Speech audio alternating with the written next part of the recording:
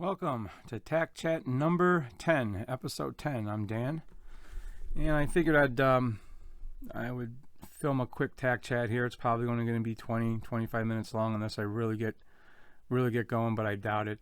There's kind of a disconnect for me down here. I'm in my little makeshift studio with my dojo over there to the left, and I've got a grappling dummy I could look at. You know, he's tapped me a couple times. It's kind of hard to watch myself and look in this little camera here that I'm used to having the FBI watch me through instead of me talking into. I'm used to talking to live people, or at least having someone live around, but that's okay. I'm gonna work on it. I know I've been half-assed in these podcasts, and I haven't done the best job I can. I've got a left-wing graphic artist friend who kind of abandoned me because of my conspiracy theories, with that said, it's I've had like some Facebook friends drop me left and right. They're Marxist leftists, and I am unapologetically white. I'm not a racist, and I'm not going to virtue signal to prove that I'm not a racist. I grew up in an urban multicultural ghetto in Cleveland, not one of the suburbs. So most of the people I see out here screaming the most, they've never had any violence leveled at them by anybody. Where I grew up, I got beat up on, jumped, shot at by people of all color while I was growing up. And I don't hold nothing against any of those racists. I came to and they were doing racist shit. Because they were trying to jump me, back then it was because I was white. I don't give a fuck about that, man. I came to the conclusion that people from every race can be assholes. What I don't like is every 4 years we have the ugliness of our past thrown up in our face by opportunistic pieces of shit, slugs, slime, parasites. Those who are supposed to be our leaders but are being our rulers instead. We got three kinds of people that I see. We got people who are free thinkers, and they usually call us conspiracy theorists. Conspiracies exist. Look them up. They're not all theories, okay? I got into I thought I didn't say anything wrong at all. I just said I don't vote. I don't vote. I want nothing to do with, these cult practices of wearing a mask. And this girl who I've known for a while, and hun, you know who you are if you're watching this. I've given you advice. I've helped you. Just little stuff in the past, nothing big. But, I got called a racist, a bigot, a homophobe, a xenophobe. Oh, and I got small testicles. Whenever you make a logical argument and give facts, they really know how to put together a counter argument back at you, because you really made your point when you said all that stuff to me. And that would bring me to some of the things that you probably don't have in your life. You need to take a strong look at your own actions on why you don't have those things, okay? Because natural law has been negatively affecting you. It has been responding to your actions. And I'm going to talk about natural law because I talk about it in my book.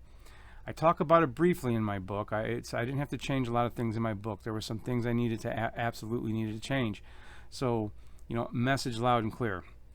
One of the things that I've done in my life is I've been a teacher my whole life. I've taught martial arts. I've taught defensive tactics. I taught interpersonal communications, even though you might not be able to tell. I'm usually better in person than I am doing this stuff. But, as an instructor or teacher, you have to also at one time have at least been a student, and a good student. And you probably should still be a student. And I think part of being a good student is, you got to be able to admit when you're wrong. And don't just be wrong to try to be fake humble. I get it. But if you made a mistake, I know as an instructor, as a teacher, sometimes it's the student that needs to wipe the shit off their collars and pull their head out of their ass. And, I think it takes self-reflection and introspection to be able to say, hey, yeah, I was wrong. And just like I think it takes healthy ego to get angry and say, no, I'm not wrong. So, hun, you know who I'm talking to as far as, our Facebook debate's concerned. I wasn't wrong. You're wrong. Completely wrong. And then to lightweight threaten me that there's going to be consequences, okay, lead the rush. That's all I'll say on that.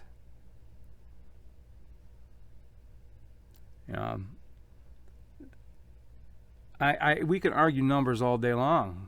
Everyone's going to try to quantify numbers. Here's a question that I have, and this is just a legit question. This is the most hotly contested sickness or illness that we've seen in history. Why? I've seen things that they've proven that were fake with crisis actors, with ICUs and stuff like that. There's all this purposeful disinformation being put out about this. Now, let's say this is the most legit virus and pandemic ever.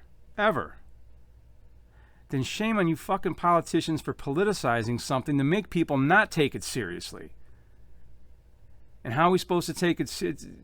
I'm not going to even get into it, man. It's like arguing over the low-hanging fruit. It's not even the low-hanging fruit. It's the grounded fruit that's been rotting in the sun for 3 days. We've got people who are free thinkers who you're going to call conspiracy theorists. Then we've got you people who do nothing but worship at the idol or at the altar. You worship at the altar of the donkey and the altar of the elephant, and you filter all your opinions through your political affiliations because your team has to win. And to you guys, to these people that are out there, winning is all it's about. It's all it's about. They think this whole thing has just been, it's all because of it's just bad politics. It's just dirty politics. It couldn't possibly be any other conspiracies. Well, I'll tell you what, I'm willing to use abductive reasoning, which means I'm willing to be wrong right from the beginning, okay? Adductive reasoning is what most people use. They'll say they are right until you prove them wrong. I'm willing to be wrong. I hope I'm wrong. But if I'm not wrong, we got bad shit coming down the pike. Bad shit coming down the pike. And then we have, and those people who run all their information, they run all their opinions through the idols, through their gods, through their political gods, their religious political gods. They're too ego entrenched to admit they're wrong.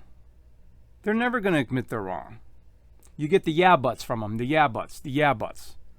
Everything after the yeah but needs to just, don't even say it no more. Don't even say it. If after the yeah but, shut up.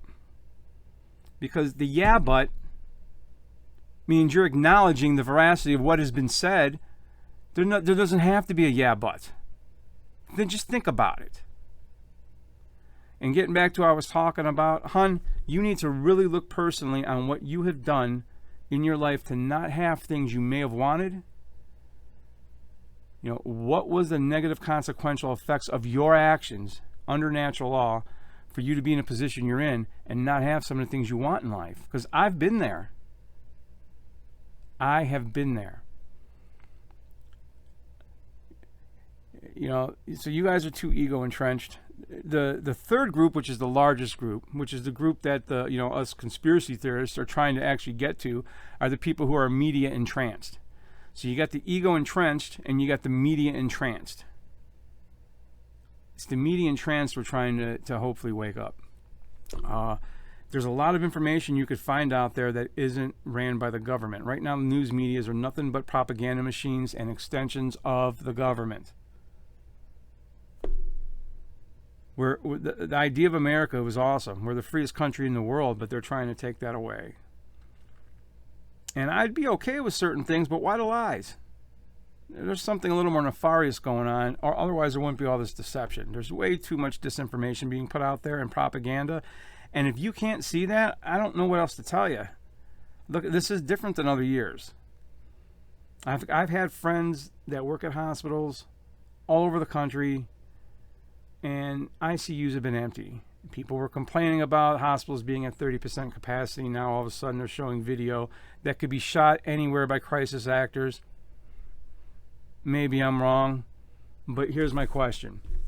Such a hotly debated, talked about issue, okay? And we've got these things we walk around with. They are high-tech 4G cameras, computers. You know, there's more technology on this than there was on the first mission, you know, to the moon. Where is the videos of ERs where someone just passed out, man, this shit is legit, someone just passed out? They take video of everything. You know what, man, I was here in the ER and I just watched someone just pass out. Where is the video of this? I don't need to see ICU fake videos. You know, you guys are the videos I am seeing of these are showing empty emergency rooms, man. So what are people supposed to think?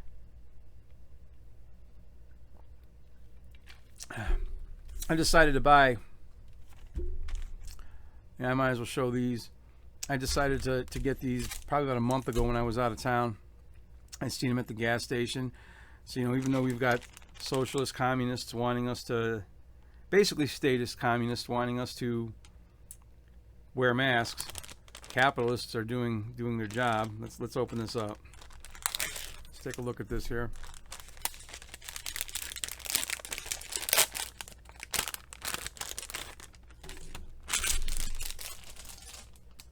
Put that there. So here's a mask. Now, I'm just going to show this mask. I don't know if you can see it real well, but that's like a zipper. It's a zipper mask. Mouth zippered shut. What do you suppose the symbology of this is supposed to be? You know, what's the symbology of this telling you? Oh, here's a camouflage one for us tactical guys. It's bullshit. You're taking away people's constitutional rights. So, I talked about natural law, and I want to just say natural law, I was explaining it to a friend once, and when I was explaining natural law to a friend, a lot of times when you're talking, you're teaching about something, teaching it and teaching it correctly is the important thing, helps you to better internalize it yourself. Now, I've seen the patterns of natural law in my life since probably 1998. I had heard of karma, and when I first brought up natural law to this guy, you know, he was like, "Oh, that's law of the jungle. That's survival of the fittest." And I swear to God, I had to smile, you know, because no, it's not anything to do with Darwinian theory. I had to smile to myself because I was told, I had heard from a very good natural law teacher, that was in fact what I was going to be told, and I just had to explain to him that natural law is the consequential effects on your actions. It's the karmic law of attraction. It's karma. It's the consequential effects drawn to you by your actions. Are your actions moral and right to do, or are they immoral and wrong to do? And once I started to explain it to him that way, and that natural law is something that you can't see, but it's working around you at all times. And you could be living according to it and not even know what natural law is, and you're going to have stuff going good for you. And if you're not living according to it, and you could have no idea what it is, you're going to have stuff jumping your way. I've had that happen. And I think maybe, you know, throughout my different jobs as an order follower, and I was a Marine during the first Gulf War. I worked in a prison for 5 years, a closed maximum security prison. And that's another thing I came to realize, you know, I've kind of embraced real anarchy, not this violent crap you see out there, but just real freedom, because anarchy simply means no masters, no slaves, no rulers, no subjects. I kind of really, really dig that, especially with what we got going on in the world now. Yeah, I would like to see that. But I realized in a real anarchist society, you wouldn't even have prisons. And don't make no mistake about this. When I was working in there, I seen people with true psychopathy. I'd look into their eyes, and their eyes were soulless. They were scary individuals. Some very dangerous individuals I worked around. And I started to get pretty apathetic and jaded myself. You know, they got this saying to be careful if you fight monsters, because You don't have to become a monster yourself. If you stare into the abyss long enough, the abyss will stare back. And, I had a saying, we all had a saying in the prison, to just be careful, because people tend to assimilate their environment. And when you assimilate your environment, when you're around a bunch of psychopaths, that means you're going to turn into a psychopath if you're not careful. But yeah, in an anarchist environment, there would not even be a need for prisons. Because if you were a child molester, a murderer, a rapist, you'd get euthanized. You're out of the village. You're done in this life. If you were, if you had consensual paid sex with a prostitute, if you did drugs or sold drugs and it was consensual and nobody was being hurt under natural law, there's no victims. There'd be no prison. I know that sounds, some people are like, oh my God, no, that's how I feel. Which is why when I did my work as a cop, I was a part-time cop for a lot of years, a seasonal. I didn't write tickets. I'm not trying to virtue signal on being a good cop or being a bad cop or anything like that, but I wasn't into the ticket writing. I never was. Cops are in a dark place. And I think they need help rising from darkness, especially now more than ever. There's a reason why the average lifespan of a cop's like 59 years old. And there's no mental health for anybody in that line of work. There's no right training for anybody in that line of work. When I decided to take that oath, I took it upon myself as a martial artist and just taking that job seriously. When I got into it, I took it upon myself to say, hey, you know what? I've given up my constitutional right to be unfit. And I kept myself in shape. Never had to pepper spray anybody. Never had to hit anybody with a baton. Carrying all that shit just messed my back up to begin with. Every time I did go hands-on, I was able to control them without hurting them. Should every cop be a high-level martial artist that can control somebody else? I don't know. I don't even think I'm that high level of a martial artist. But when you're dealing with drunks, it's not that hard to detain them, and that's mostly what I dealt with. But yeah, they need help rising from darkness. I think they're talking about they want to defund all these police departments. Okay, then don't take me to jail when I defend myself. There's a couple of sacred principles in natural law. The first one's the principle of non-aggression. That means you do not aggress upon anyone else. And the second one is self-defense. And down here in my little dojo, I would like to be covering self-defense techniques and not talking about this nonsense that's going on in our world, but who isn't affected by it? Have no choice but to talk about it. Because within natural law, there are 7 hermetic principles, one of them being mentalism. The universe is mental. All is mental. What that means is anything that manifests in this 3D reality had to first be mental. It had to first be a thought, an idea. And there's puppeteers in this world who are mitigating the effects of natural law.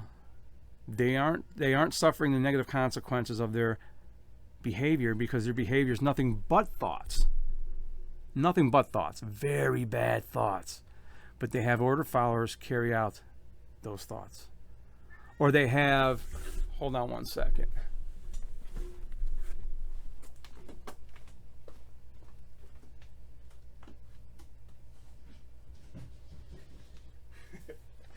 Okay, sorry about that.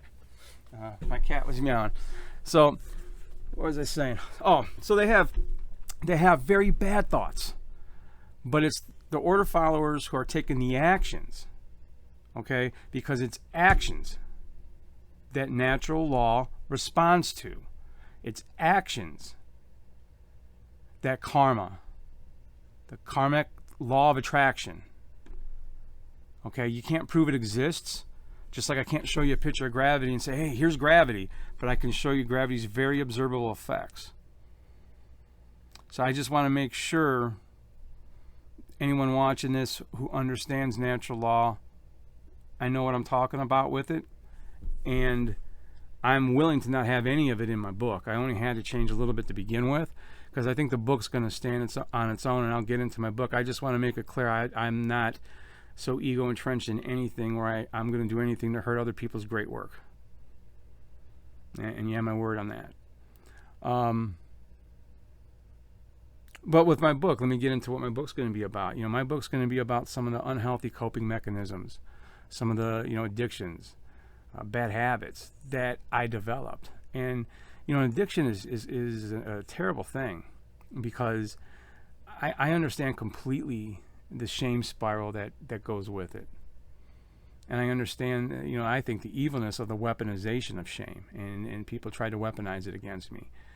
That's okay. I don't let that happen no more. I was able to pull myself and rise from that darkness.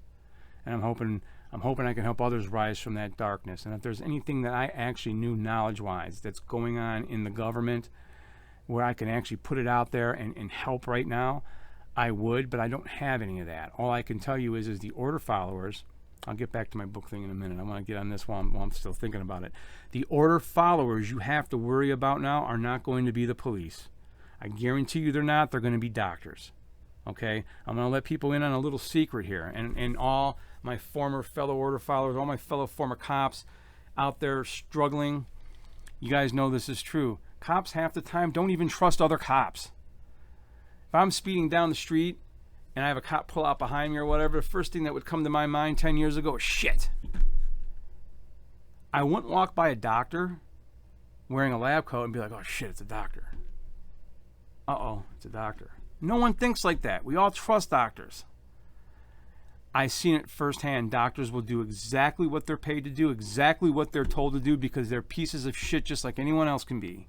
They're bought and paid for. All right?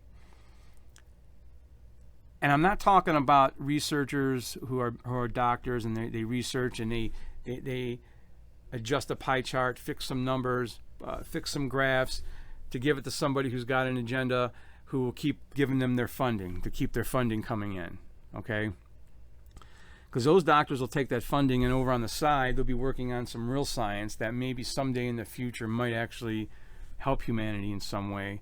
I'm not saying it's ethical, but I'm not talking about those guys just trying to keep their funding. What they do is wrong, but I'm not talking about those. I'm talking about doctors who do exactly what they're told to say, and because they've got initials behind their names, people are going to take them at face value. Okay? I've watched doctors lie their asses off. So to say I wasn't triggered by all this nonsense, I'd be lying. Yeah, this has been triggering for me, man. But get back to my book. Even with an addiction, they try to make addictions like they try to make them more complicated than they are. Well, you got process addictions and you got chemical addictions, and really both are both. Because if you've got a process addiction, there's a chemical component to it, because the activity itself is what releases dopamine and all these other cocktails of chemicals in your brain, and in that regard, it becomes a chemical addiction also. Chemical ingestion for a chemical addiction is going to have some type of ceremony or activity involved around it, okay? For instance, when I used to have bonfires, which is an activity, I would end up having a bonfire anytime I drank. So if I was going to, if alcoholism was a problem, well, that bonfire would kind of help that problem, because as soon as I had it, I need to have a beer, right? So both are both. And I understand the shame spiral. I understand the bargaining, Hey, I'll just do it once. And before you know it, you're like, say for smoking, you're back at a full pack a day. I was going to just smoke 3 cigarettes a day, just 3 today. And before you know it, you're at a pack and a half a day again. I know the bargaining. I know the shame. When you have that lack of control, and you just become more and more shamed. I know the self-isolation, the self-loathing involved in it. I can tell you how I rose out of it, and I had to rise out of it on my own. I could not rise out of it with the help of mental health people around here who had lied their fucking asses off. They are part of the order following cult, and they're the ones you got to be the most scared of right now. You want to start talking about other type of any type of law enforcement reform? Don't take guys' jobs away from them if they go and seek help. Let's make a society where police aren't needed. I know it sounds utopian, but why? And I've heard this elsewhere. I'm parroting this, but I absolutely agree with it. Why do we trust others to govern us if we think, people need to be governed? Well, people need to be governed by who? By other people?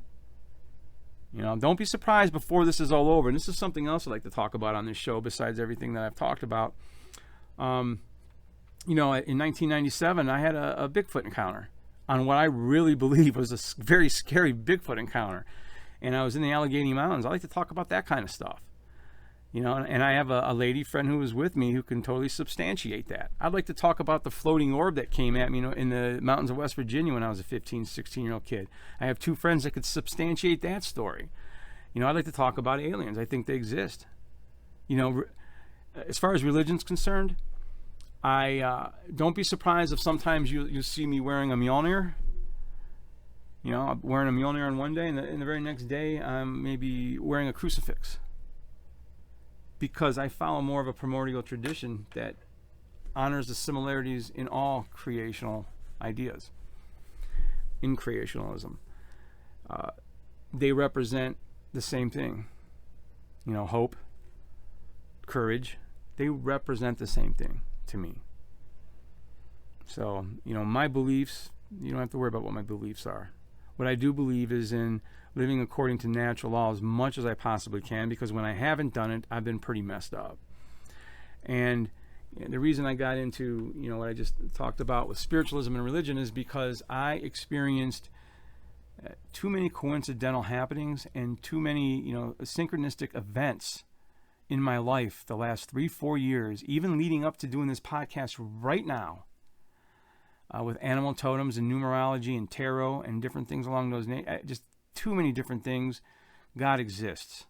A very real higher power has been at work in my life to bring me to this exact point, to help however I can. I'm not doing this book to make money. My last book, I gave more books away than I sold. I'm not hurting for money. I'm not rich, but I'm not hurting for money. If I can make some money off this, I want to make a little extra. I don't think we're going to have regular currency for very long. I'm already at 26 minutes in. I'm pretty sure with the way they're trying to ruin the American dollar right now, I know people who are making more money not working than they were working. So I'm pretty sure money's not going to be what we think it is too much longer. But I can't donate and give it if I don't have it, so if I do make a little bit, so be it. But that's not my primary thing with this. At this point in time in history, now wouldn't be the time for a retired guy who's kind of okay. I could have just stayed quiet and just be okay, But these fuckers they scared my kids. You made me have to quit jujitsu, which bothers me. If there's a cult I belong to, it's the only cult I belong to still. The cult of jujitsu. Man, I couldn't do jujitsu. You don't know how therapeutic that is. And you're just playing these games, and I don't see the deaths. I'm not seeing them. People aren't dropping dead. There's no video footage of it. I think you're lying. And you can call me an idiot, and I hope I'm wrong. Prove me wrong. This is something I want to be wrong. I hope I'm wrong, and they are saving all kinds of lives doing this. And this has nothing to do with nothing else, and I'm just a conspiracy theorist. Sorry if I'm a little untrusting. I'm trying to think if there's anything else I wanted to talk about on here. Yeah, something I put into the book also, and this might sound a little like, I don't know, woo-woo spiritual. I don't want it to sound like that, but think about what type of energy or vibratory energy are we putting out into the collective, okay? What are we putting out into the collective that tells the universe we don't need people anymore? How much time do we spend on social media? And I got a conspiracy theory about social media too, but a lot of my theories can have whole shows, devoted to them. Social media, all these different online distractions. You go someplace to be around friends and you're in your phone. What type of vibratory energy are we sending out into the universe that says, I don't need people anymore? And then we find ourselves in positions where from social media we went to social distancing very easily. So I think about that kind of stuff. And I'm not saying that's what it is. I'm asking the question. Could that be it? So I'm going to leave you with this final thing. Remember the movie Lost Boys? In certain vampire lore, the vampire has to ask permission to come inside. And the mother of the star of the Lost Boys, and I forgot her name, but she gestured for him to come in, and he's like, you have to ask me in. Oh, okay, so he needs permission to step through that threshold. He's powerful enough to just break the house down, get in, suck her blood, do whatever the hell he wants, and get out of there. But maybe, just maybe, he's trying to mitigate the effects of natural law, and maybe that's what the allegory of that is. He's been given permission to come in. She had to give her consent. And I feel like everything going on in the world, we are collectively given our consent. So I'm going to say something 4 times, and maybe we need to put a different thought process out into the collective. There's 4 words. I'm going to say it 4 times. I do not consent. I do not consent. I do not consent. I do not consent. Put a hashtag on that and throw that up. Let's get that going out into the collective, and don't consent. Anything I have to do, I'm going to do under duress.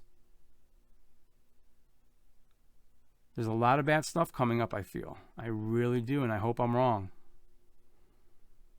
I hope I'm wrong. I'm hoping I can do a lot more, a lot better podcasts, have guests on here, and actually have conversations with people. I've got some interesting friends. I've got some interesting friends indeed, and I'd love to get them on here to do shows. I don't know how often I'm going to be doing podcasts. I'd like to get to a point where I'm doing them every week and I'm putting stuff out there. Better art, better graphics, PowerPoints, all that. The first few I put up, I don't think I was being as authentic as I could be. I shouldn't even have put them up, to be honest. But I figured, hey, put them up. Let's see how much better I get as I go. I got some work to do. That's okay. But this book is being done right. It's being done professional. It's being done right. And I hope it can help. And, with that being said, if I'm off on anything with what I just said about natural law, from my understanding, if you know more about it, man, you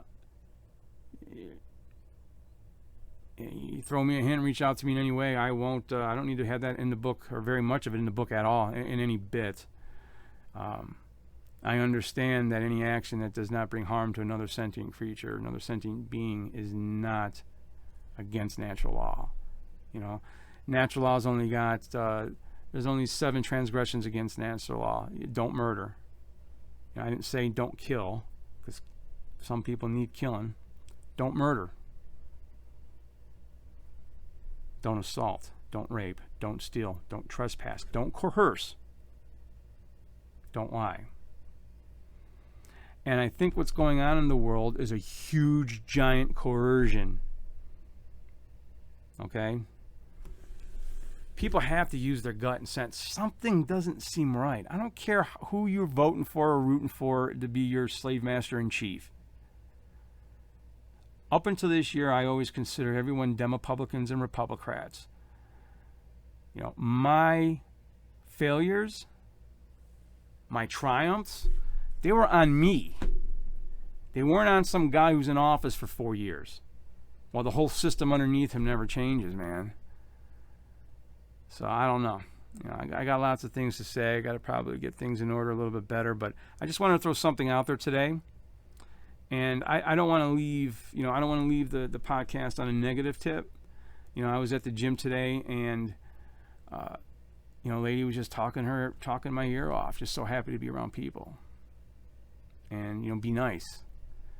So I would say, when you get out there into the world, be nice. And I don't mean don't be stupid nice. I just mean you don't take out your frustrations on that clerk or on anybody who's in the same position you're in, but they're still out there in some type of position of service.